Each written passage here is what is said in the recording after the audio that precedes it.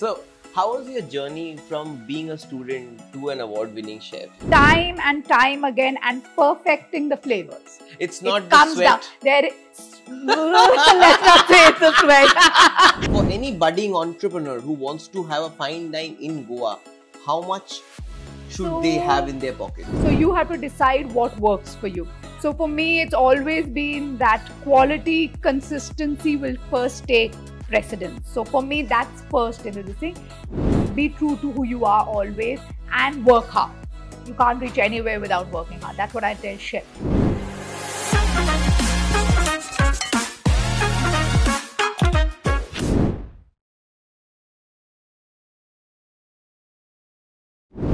Hi, so we are in Calangute, Goa, and I have with me Sumera, the chef and the owner of Amavi by Sumera. Sumera, welcome to Twisted Truths. How are you feeling today? I'm feeling great. It's good to have you in town and to have a nice conversation with you today. Absolutely. I was looking the moment I knew that I would be coming to Goa. I knew you had to be on this list, and I think discussing about food in general is a lovely topic. You know, I don't know how many times my mouth will water today while having this conversation, but I think food is a lovely topic too. It is. It's a passion-centric topic for sure. Food for everybody. Food is special for everybody.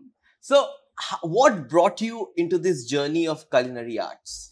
So, I can remember way back when I was just maybe about 5-6 years old. My mom used to have a passion for baking. So she used to make cakes. And my job was to sit next to her and I used to say, let me mix. And she's like, no. The only thing I would get was the empty bowl. I was allowed to lick the cake bowl. Yeah. So my passion started way back then. I love food and everything about food. That's how it is. So you are from the defense background. You're from the armed forces background. That's right. So how important did that journey play in your current journey of being a chef, of being an owner of a fantastic restaurant? That's a really good question because on one aspect, it exposed me to food and culture all around the country. Yes. Which was a great learning in itself because it exposed me to all kinds of culinary arts. However, the other side was the learning of mixing and intermingling into places, making new friends and imbibing cultures from different places. The same is specific for food. You have to learn to expose yourself to a lot of food and then pick up what nuances are special to you. Right. That way. Right. So how was your journey from being a student to an award-winning chef? What changed? It's actually been a step-by-step journey. For me, even as a student, I was always all about excelling in whatever I did. And I can still remember the day when I told my parents that, I'm going to pursue a career in culinary. And they were like, are you sure?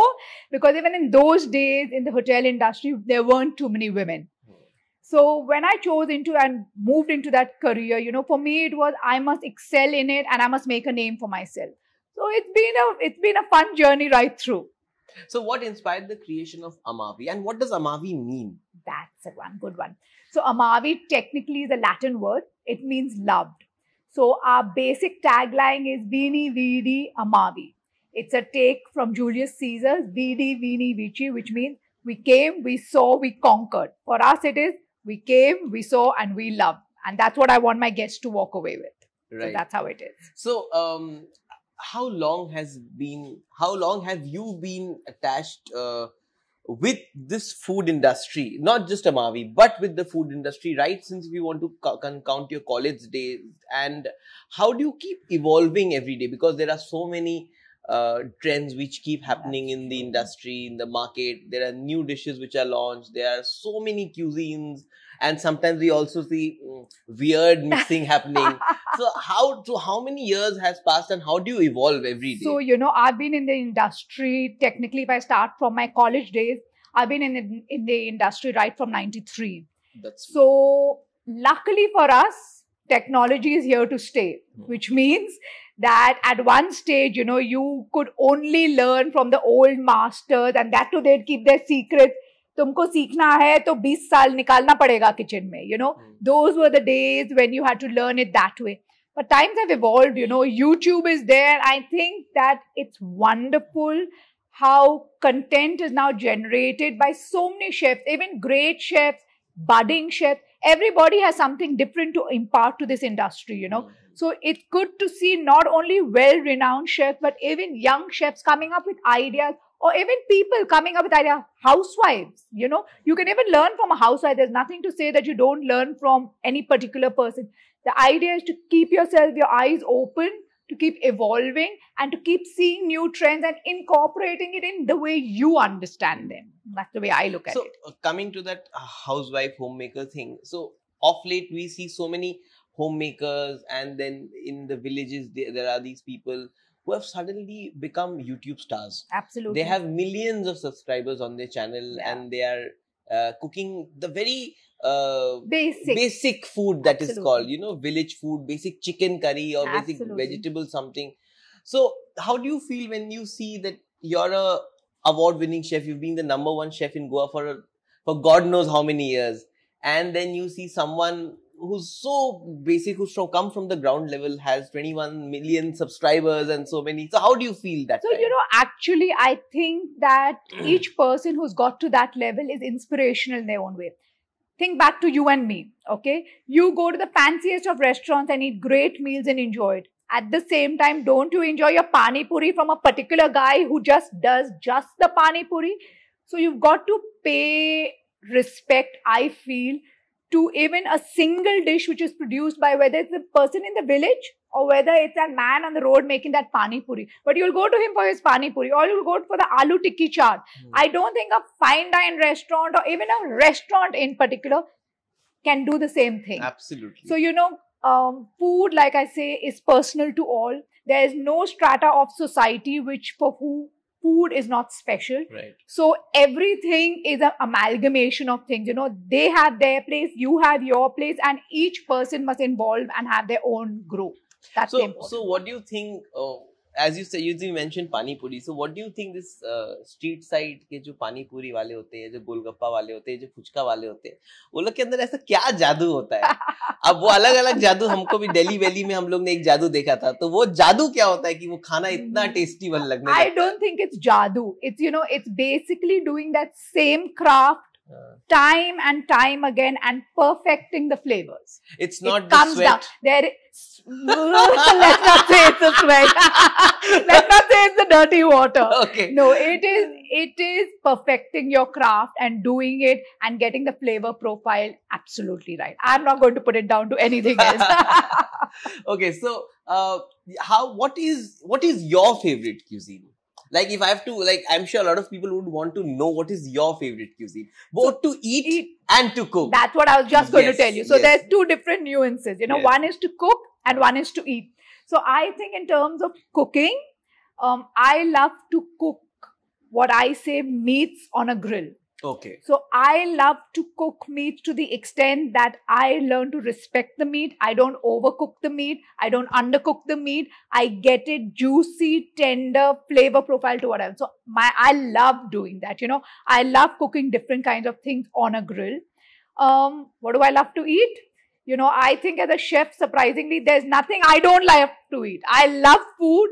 And I love all parts about food. I might say that I am more fond a little bit of Thai flavor, because I like the amalgamation of the sweet, sour elements that they're able to get into their food. So I like Thai food for that. Right. So, so Amavi has been the #1. Amavi by Sumera has been, it's on the #1 list, even in the TripAdvisor's list of Goa. So how do you feel about that? And how do you maintain such high standards year on year? So, you know, I always say restaurants are the vision of somebody, but they rest on the shoulders of your team. You know, I alone don't make Amavi what it is. Right. Amavi is an amalgamation of me and my team together. So the vision and what comes onto the plate is definitely my vision, but it takes the effort of every staff every day to deliver it on the plate, and for the service to give it in such a way that you take away a great experience from it. Right. So, and you said in such a way. So, do you think presentation is as important as the taste of the food? You know, so I think that food should always look good. For example, if you eat anything, you eat a bhel puri on the road, you have the hara dhania on top, you know. So the idea is you are eating with your food. Of course, if it's going to splotch together and be dumped on a plate, it's not going to be great to see. So presentation makes a difference, but I would never say that presentation is more important than the flavor profile of the food. You know, so today I see chefs, you know, taking it to another extreme where it's on the plate, the food's cold, you're busy doing plating. I am not for that. I say the food should first come hot, it should be tasty, and it should look good. It goes in that preference, that way. So, and how do you balance the business side of running a restaurant? You have salaries to pay, you have the upkeep, you have maintenance, you have vendors coming in and out. And how do you manage the creative side, obviously, which is your love and your passion? It's a tough one. I would say that it is a tough line to walk, especially when you're an entrepreneur. When your pockets aren't as deep, you actually have to have a balance between the two. So you have to decide what works for you. So for me, it's always been that quality, consistency will first take precedence. So for me, that's first in this thing. Yes, of course, the back end economics have to make sense. But if you have the basics in place, it runs one into the other. Of course, there are times when you aren't making as much money or you're not taking away as many profits. But in the bigger picture, you know you're going to bed content at night because you know that what you put on the plate was the best you could ever take out. So that puts you to bed easily, comfortably. I have a night's sleep in ease. Great. So you are not originally from Goa. What made you choose Goa as your place? So, you know, Goa has always been a special place. One of the main factors which pulled me to Goa way back then was the cosmopolitan crowd. So it was not catering to only the Indian market. I used to have a mix of various cultures. It also used to reinforce my belief as a chef that I could cater to all flavor profiles and make sure that I could appeal to all senses. A wider variety. A wider variety on my plate. So that was one of the major factors that helped me choose Goa. So that must be deeply satisfying. It is immensely satisfying. Because अब मैं सोच रहा हूँ because आप Indians को बार-बार खिलाते हो and यहाँ पे आप Indians, Europeans, Americans, South Americans, फिर Australians, सबको अपने I'm sure हर continent के लोगों को आपने खिलाया होगा. Absolutely. So it's nice because, you know, in the earlier days, you didn't travel as much. But now people worldwide are traveling. So in maybe 20 years ago, people would say, I don't want it spicy. 90% today, nobody says that to you. They're willing to try spices, flavors. Yes, of course, ऐसे भी नहीं होना चाहिए that it's so spicy that it's going to kill your palate. But everybody is willing to try all kinds of flavors today. That's great. I find as an upcoming, say, a business owner, what were the challenges that you faced while establishing Amavi? And what would be your message to anybody who dreams of becoming an owner of a fine dine restaurant? And I'll specifying fine dine because we are sitting at a fine dine restaurant. Absolutely. So I think that it's necessary before you decide to open a restaurant is to do a bit of back work to check what your market is and what kind of clientele moves into your market. Are you looking at a tourist market? Are you looking at a residential market? That research and analysis is necessary. Once you've done that, you must find ideally, you must find a gap in the market. When I say a gap in the market need, I don't necessarily mean there's another fine dine restaurant, so I can't open a fine. No. You have to know the kind of food you're doing, and you know you have to be the best at it. Nobody can do it as well as you. So when you find that balance, I think those are the major steps before you decide to launching your own restaurant. Then the rest is the basic work that goes, the groundwork that goes into opening restaurants, you know, doing your basics, setting up your kitchen, setting up your service team, and that is all part of it. But the first fundamental is knowing and identifying your market. So, कितना एक fine dine restaurant Goa में अगर कोई खोलना चाहे, तो कितना पैसा लगता है और कितना पैसा लगना चाहिए एक उस व्यक्ति को प्रिपेयर होने का एक साल तक? बिकॉज जनरली जैसे कि एक साल तक का कंटिजेंसी प्लान हमेशा दिमाग में रहना चाहिए. So for any budding entrepreneur who wants to have a fine dine in Goa, how much should they have in their pockets? You know, it depends. That's also hand in glove to where you're located. Okay, obviously a beachfront place would take Right, more. right. You choose to be somewhere interior and you say that my craft will speak for Yes. itself. People will come to me irrespective. Obviously, your basic rentals will go to a lower budgeting in that. However, it also depends on the number of covers you plan to have. Huh. So I would say a fine dine would ideally have a minimum of at least 30 to 40 covers it should have. And I would say in today's day and age, to keep a fine dining, keeping in mind the kind of decor as well as kitchen equipment, etc. that you can, I would say you need close to about a minimum of 80 lakhs to 1 CR minimum to open And a that's restaurant. the first year sustainable budget, right? A 1 year sustainability budget to open up a place today. Right. Yeah. So, do you think it is good to go solo? It's good to, have no investment or have some investors on board and start a restaurant? Like restaurant is not typically a business where people take funding or anything of that sort. Actually, I think that's changing. That's Okay. a changing market Okay. today. I would say because, a lot of people get into the restaurant business not really understanding the nuances and profit margins of the restaurant right. business. So I would say it's actually better to have a partner on board who would be an investing partner. Because in its own way, when you know that you have backup funds working and then your business plan is set, then you can concentrate on the food and cuisine and service aspects in totality as compared to be constantly worried, do I have enough to pay my staff? So it is a good option to technically, unless you go really small scale and farm to table kind of concept with the fine dine, then I would say do it on your own. Yeah. Otherwise, it's a smart idea to technically have an investor into this business. Right. So when a customer walks in to Amavi, what will they expect? What can they expect? So I would say anybody walking into Amavi should come in with the expectation of knowing that they're absolutely going to go away with a perfect meal. What they order is going to be bang on. It's going to entice their palate to something that they haven't tasted before. And the dining experience in itself will be 1 in a million. Oh, fantastic. So, does the cultural diversity of Goa also has an influence on the menu here at Amavi? Absolutely. So of course, since your menu should reflect the kind of clientele you're dealing with. Right. So we have a lot of European influences, but we use our chef experiences and flavor profiles that appeal to us or to me in particular that you see on our menu. So you're not going to get European cuisine for European cuisine over here. You will see elements of Sumera on every plate. Right. That way. And what is the most rewarding experience as a chef to you? Surprisingly, I would turn around and say that one of my most rewarding experiences is to see how my staff develop.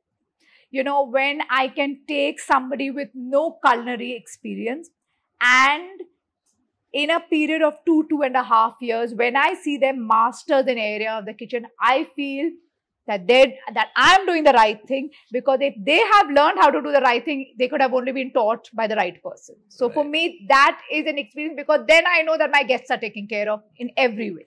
Right. That way. So, do you have any favorite anecdote while you were setting up at Amavi? So, किसी ने कुछ बोला हो and वो अब लगता है कि अच्छा ये बोला था या अच्छा बुरा अब दोनों के लिए.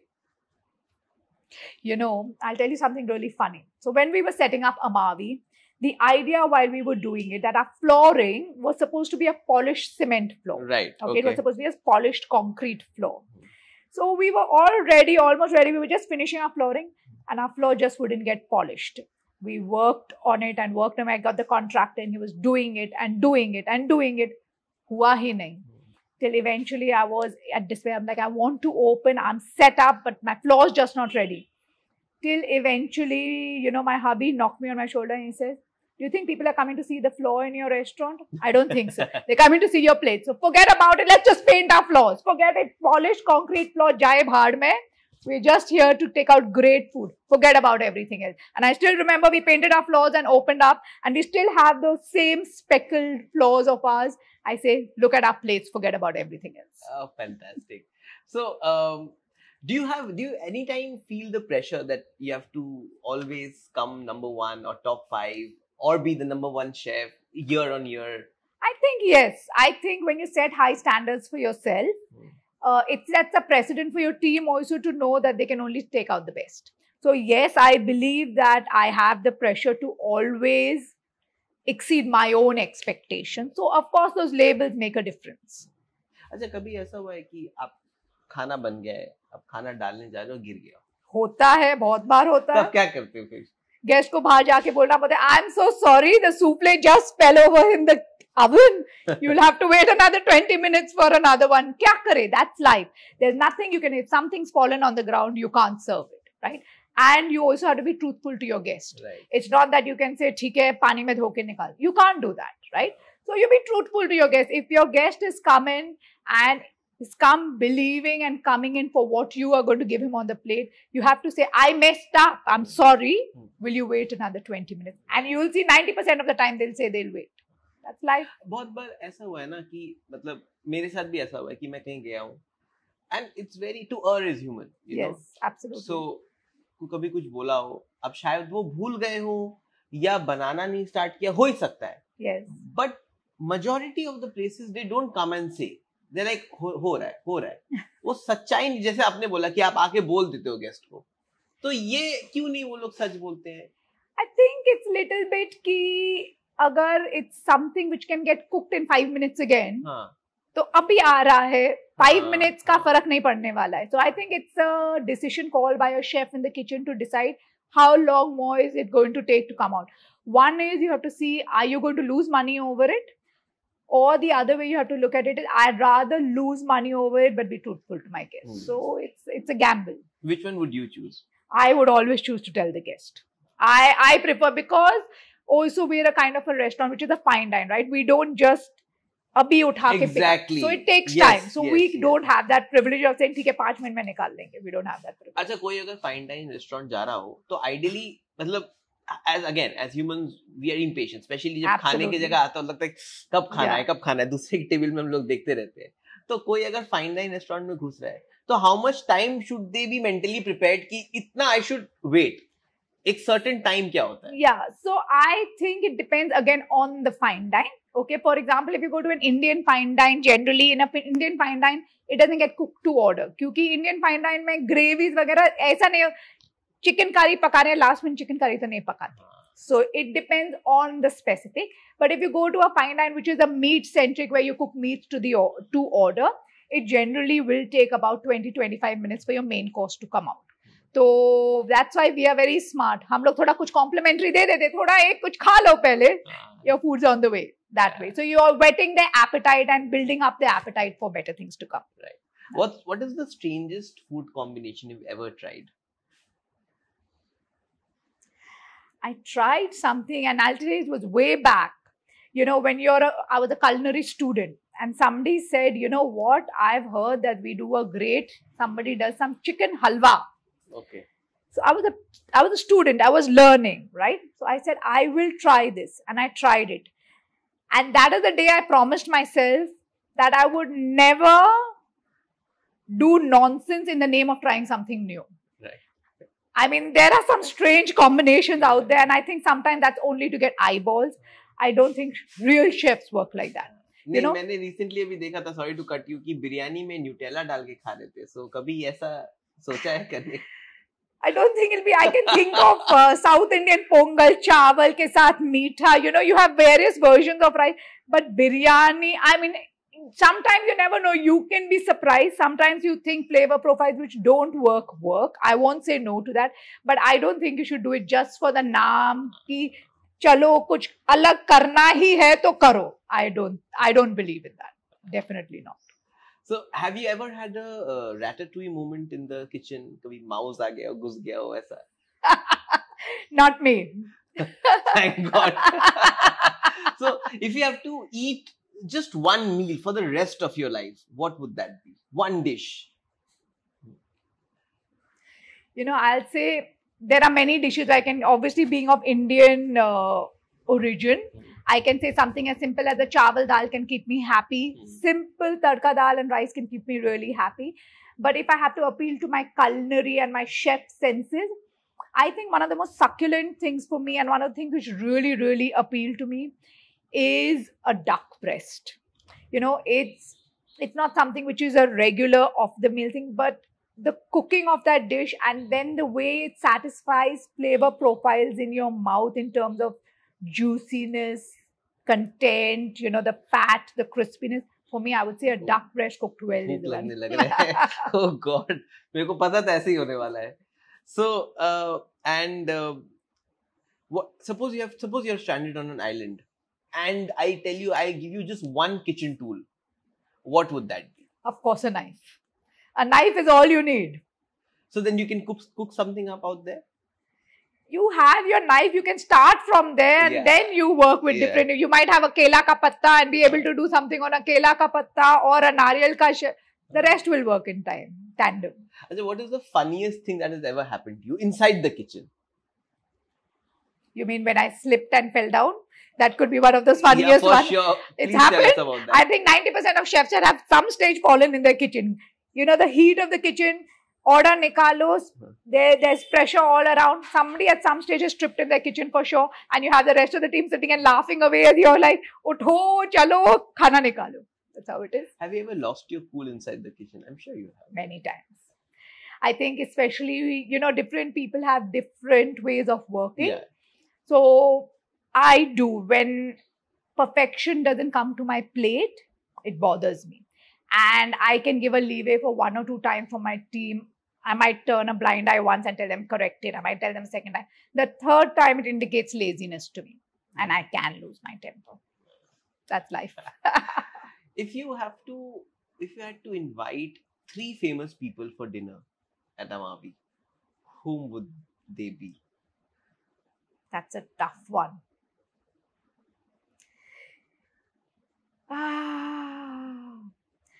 I think the first person I would call would be Marco Pierre White. Okay.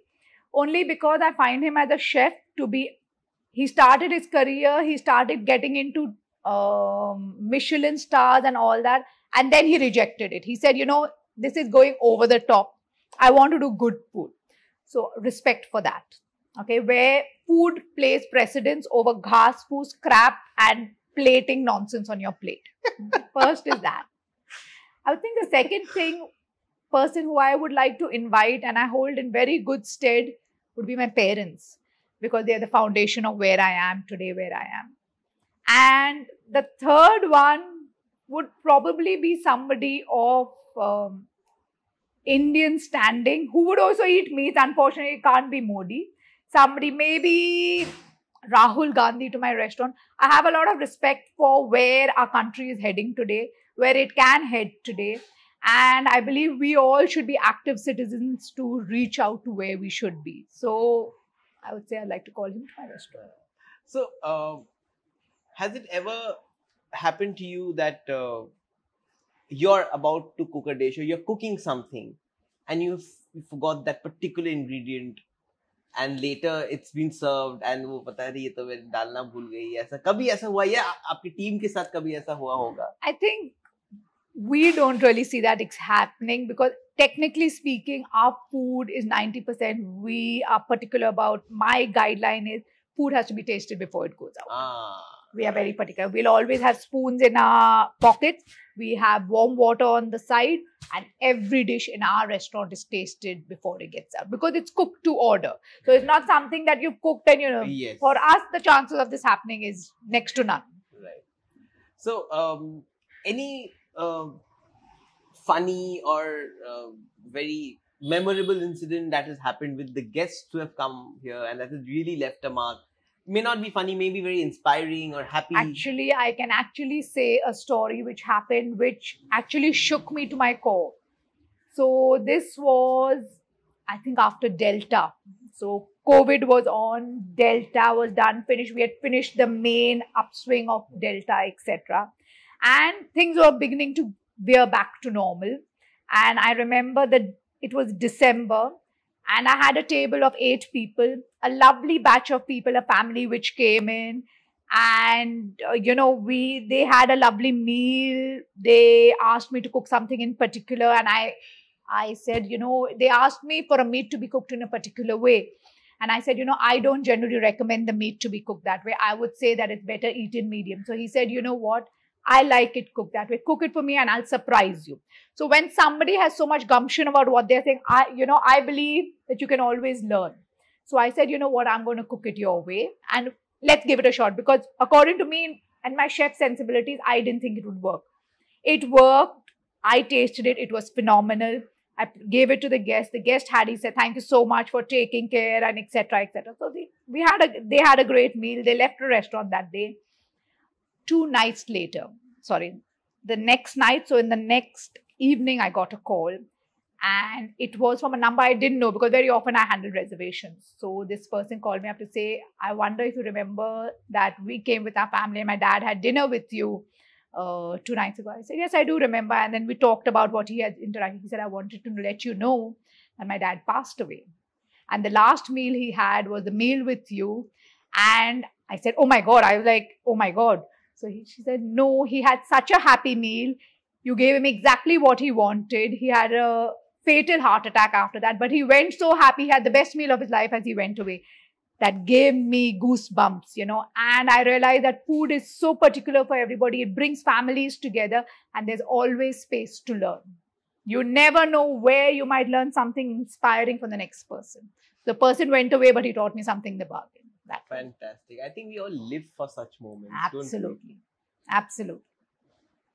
And I'm sure there have been so many stories like this. Oh, yeah. I mean, that was one of the ones which was sad but inspiring at the same time. But there are so many happy stories you hear all the time. That's the great thing about food. You can give a meal and you can see pleasure immediately. Yeah. That is so gratifying as a chef. And for the team itself, it's so gratifying.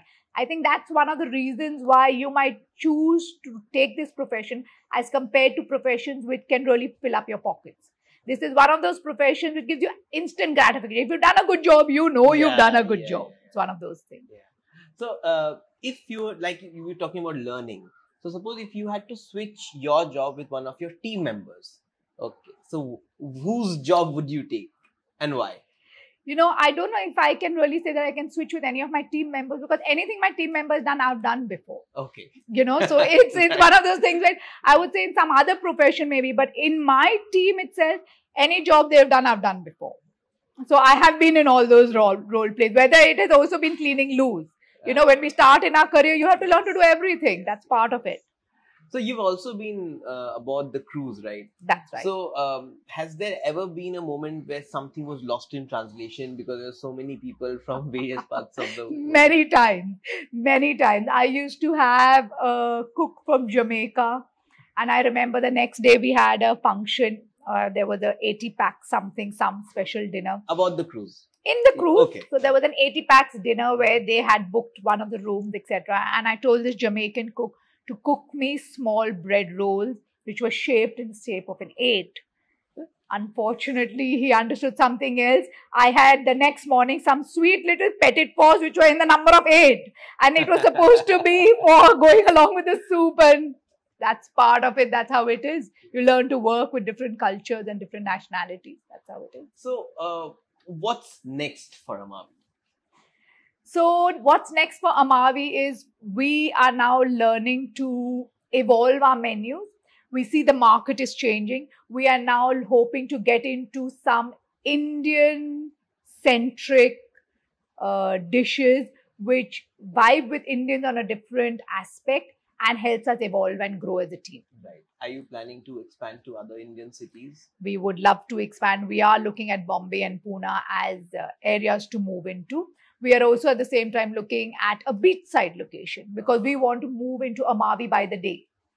So we tend to be more dinner centric and more of the polished fine dine. We want to take a great fine dine experience onto the beach with a complete white beach effect. Wow, fantastic. Please do invite me whenever you open. Done, for sure. So what would be, before we conclude, what would be your message to the aspiring chefs as well as aspiring entrepreneurs for the food industry? So for aspiring chefs, I'd say learn your craft, be true to your craft, and don't get waylaid by things which don't speak to you. Be true to who you are always and work hard. You can't reach anywhere without working hard. That's what I tell chefs. Entrepreneurs, I would tell them, that learn to analyze market trends, learn to analyze the market that you want to get into, and learn how to work with other people, because a business is not an entity by itself. It's an amalgamation of various things. So learn to work with everybody. That's what I would say. Thank you. Before we go, Sumera, just request you to write a small note for us and the team at DNG. Of course.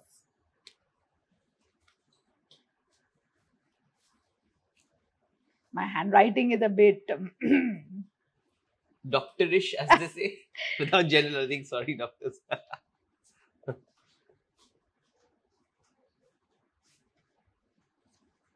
Why don't you read it out to the camera?